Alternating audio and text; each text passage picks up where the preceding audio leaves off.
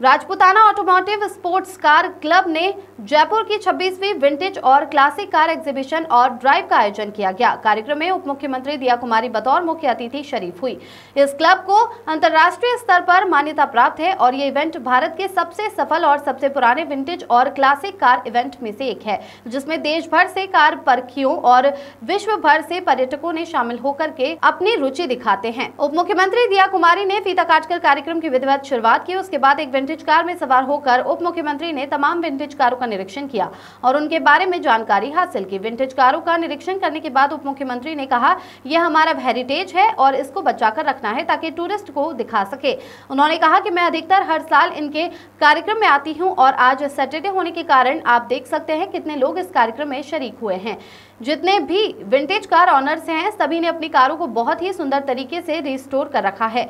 हर साल रैली के माध्यम से ये सबसे यहाँ अपनी विंटेज कारों को सबको दिखाते हैं। जयपुर के लिए बहुत बड़ा इवेंट, पर्यटन विभाग भी इसमें पार्टिसिपेट करता है। इसमें सब लोग आए, यहाँ सुंदर सुंदर विंटेज कार है।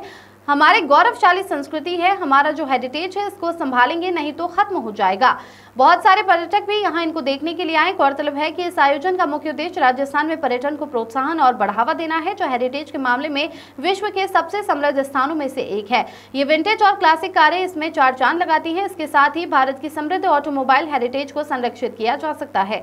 राजस्थान में बहुत से होटल व्यवसायियों ने समृद्ध ऑटोमोबाइल इतिहास और लेगेसी को बचाने के लिए अपनी प्रॉपर्टीज जैसे जोधपुर, उदयपुर, डूंगरपुर, खिमसर, बूंदी आदि में छोटे म्यूजियम और डिस्प्ले स्थापित किया है। यह आयोजन उन पुराने मैकेनिकों को रोजगार के अवसर पैदा करने की प्रेरणा और उद्देश्य भी देता है, जिनका हुनर बदलती टेक्नोलॉजी और ऑटोमेशन के कारण बेकार हो गया है। भारत में जयपुर भी विंटेज और क्लासिक कार रिस्टोरेशन के लिए एक हब है।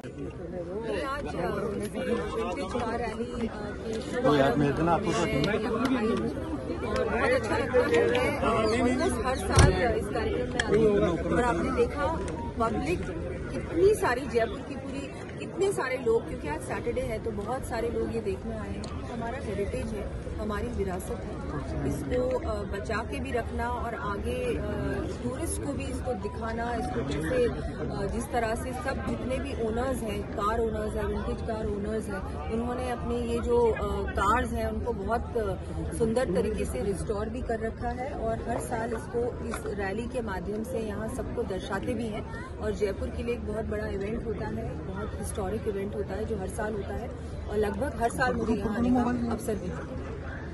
और मैं ये आपको कहना चाहूंगी, बिल्कुल पर्यटन विभाग भी इसमें पार्टिसिपेट करता है और मैं आपको कहना चाहूंगी कि सब लोग आए और ये इतने सुंदर सुंदर विंटेज कार्स हैं। ये भी हमारे एक जो हमारा इतना गौरवशाली हमारी संस्कृति है, हमारा हेरिटेज है, उसका ये भी एक अंग है, भाग है और उसको आके जरूर देखें और इससे इंकरेजमेंट मिलता है और लोगों को भी, क्योंकि धीरे धीरे अगर इसको संभालेंगे नहीं तो ये खत्म हो जाएगा। मुझे लगता है बहुत अच्छा, और बहुत सारे टूरिस्ट भी यहाँ आए हैं। मैडम, जिस कार में बैठी हैं वो कार अयोध्या के महाराज है, तो ये क्या पुरानी हिस्ट्री को रिवाइव करने का एक बेहतरीन चांस देता है क्या ये इस तरह का एग्जीबिशन? किसी जमाने में सारी ही कार्स किसी न किसी काम में ही आती थी, तो ये तो एक्चुअली एक उस समय तो ये एक रेगुलर वे ऑफ ट्रांसपोर्टेशन था, इसको ये काम में ही लिया जाता था।